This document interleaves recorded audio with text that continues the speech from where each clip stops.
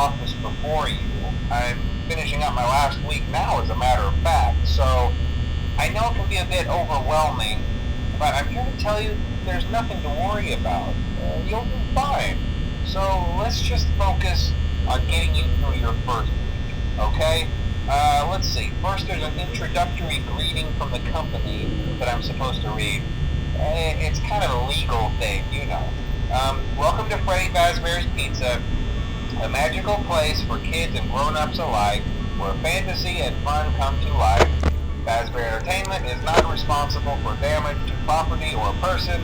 Upon discovering that damage or death has occurred, a missing person report will be filed within 90 days or as soon as property and premises have been thoroughly cleaned and bleached and the carpets have been replaced. Blah, blah, blah.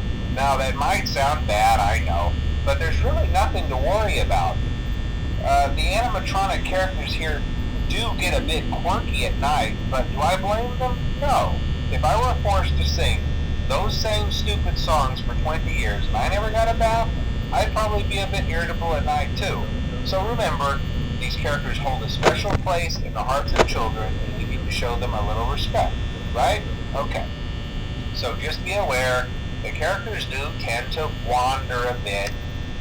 They're left in some kind of free roaming mode at night. Something about their servos locking up if they get turned off for too long. They used to be allowed to walk around during the day too, but then there was the bite of 87. Yeah, it's amazing that the human body can live without the frontal lobe, you know? Now, concerning your safety, the only real risk to you as a night watchman here, if any, is the fact that these characters, if they happen to see you after hours, probably won't recognize you as a person.